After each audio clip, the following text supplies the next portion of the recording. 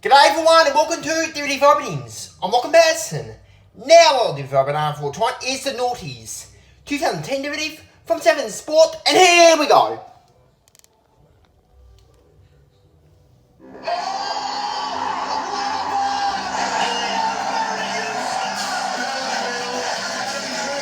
see the coaching tears on this side. The right thing's got to be done.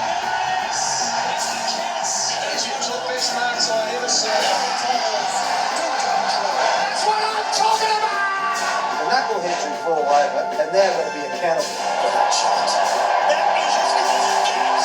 I regret the circumstances of my actions, which has led to the decision. But the Lions are going back to back to back. I declare the winner of the 2009 Gary Ablett.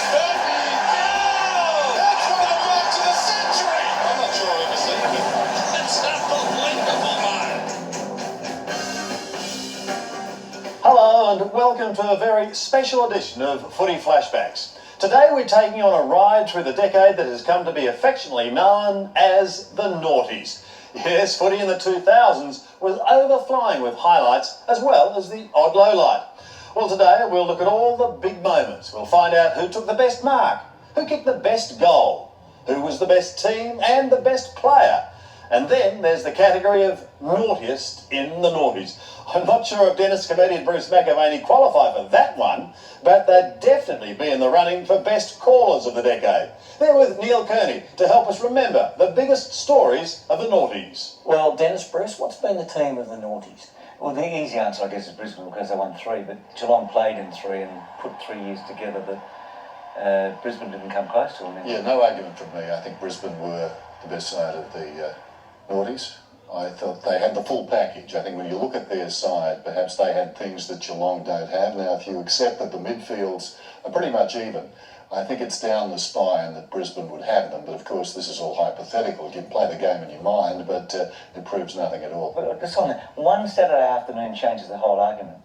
If they beat Hawthorn in 2008, they'd lost one game, then I reckon both of us would be saying Geelong. So I think over a whole 10 years of footy, one afternoon changes my answer anyway. Well, one afternoon would do it, provided they played each other. And we can't do that. The game's changed so quickly and the speed of the game has increased so much that from Brisbane to Geelong, have you noticed how much faster the game's been? Well, certainly the interchange has become the tactic of the noughties. Some drama here on the interchange bench. Gee, there's 5 Collingwood players there. 5. So maybe the paperwork hadn't been done. When I came back calling Dennis in 07, I actually thought the game was slower. And there was a lot of kicking the ball back, there was a lot of stoppages. Now suddenly, probably because of the interchanges and a couple of rule changes, things have quickened up. And right now, everyone's talking about it. I mean, it's the buzz theme, how fast the game is, the collisions, the hamstring injuries, etc. Mitchell streaming down the edge of the corridor. He's not caught, and he's known down supported. The tackling's the biggest change, I reckon, in 10 years. I mean, because Stevie Moore wouldn't have made a tackle in the early noughties, would he? Well, probably. And now if he doesn't make a tackle, he doesn't get a game. That's the bottom line. I guess the noughties saw the big power shift away from Victoria from 2001 through till 2006. Victorians find it hard to accept not only in the grand final. Look, the decade started with the powerhouse winning, losing one game. Here's a goal for Buckley. And then finished with another very strong team basically being unbeatable as well. So we start with Essendon and Geelong, but in the middle, the Brisbane reign, and then all those consecutive grand finals without a Victorian team, and then the next one without a Melbourne team. So yeah, look, it was I think good in so many ways. Hard for Victoria to take, but I live in Adelaide and you live in Perth, and I thought in many ways that it was the coming of the national competition, and some of those grand finals, I mean the West Coast Sydney grand finals were memorable. One of the Collingwood Brisbane grand finals was a beauty. Yep. So the day itself lost nothing. Fraser makes the lead. It's all over. The Brisbane Lions are premiers again. Here it is.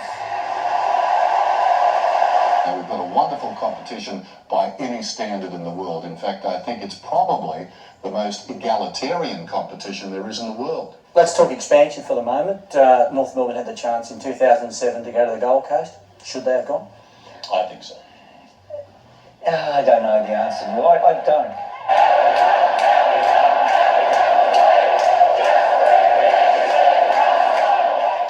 Well, my feeling is that there are too many clubs. This is an unpopular view, but there are too many clubs in Victoria. It makes it harder for them to win. It's as simple as that. I mean, Geelong is not in Melbourne. They've got their area. So they're almost examined exclusively, I think, of the Victorian clubs. Then you've got Brisbane winning those three on the trot. You've got Sydney, West Coast. I don't think it's an accident. I think what they can bring to the table in terms of getting their teams to be successful is greater than what the Melbourne clubs have got. Towards the end of the decade, towards the end of the noughties, Gold Coast and Western Sydney were announced as new clubs. Will they succeed? I've got this feeling about the AFL. I think their management, particularly this group in charge of the AFL at the present time, has been quite outstanding. They're criticised on the micro issues, rules and things like that, which that's easy to do.